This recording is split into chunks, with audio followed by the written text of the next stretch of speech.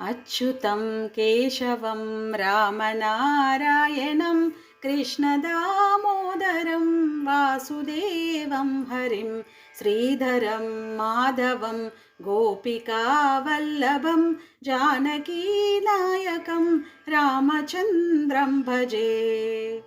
अच्युतं केशवं सत्यभामाधवं माधवं श्रीधरं राधिकाराधितं इन्दिरामन्दिरं चेतसा सुन्दरं देवकीनन्दनं नन्दजं सन्ददे।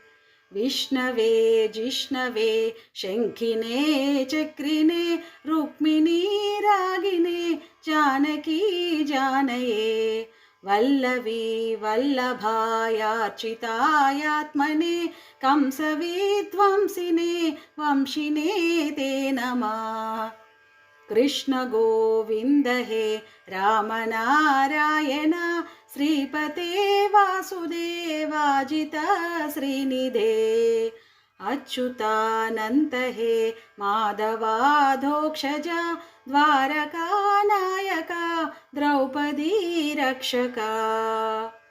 राक्षसक्षोभिता सीतया शोभितो दण्डकारण्यभू पुण्यता कारणम् लक्ष्मणेनान्वितो वानरैः सेवितो अगस्त्य सम्पूजितो राघवः पातु माम्।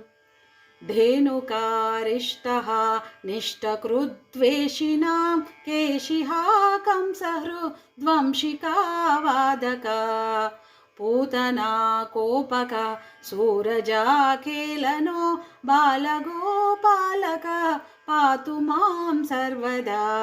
विद्युदुद्योतवत् प्रस्फुरद्वाससं प्रावृढं बोधवत् प्रोल्लसद्विग्रहम् वन्यया मालया शोभितोरहस्थलं लोहिताङ्घ्रिद्वयं वारिजाक्षं भजे।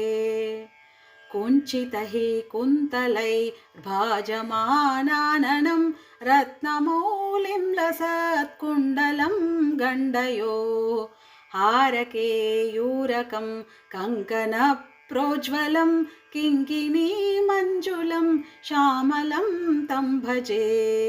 अच्युतास्याष्टकं ह्यः पठेदिष्टदं प्रेमतः प्रत्यहं पूरुषसस्पृहम् वृत्ततः सुन्दरं वेद्य विश्वम्भरं तस्य वशो हरि जायते सत्वरम्।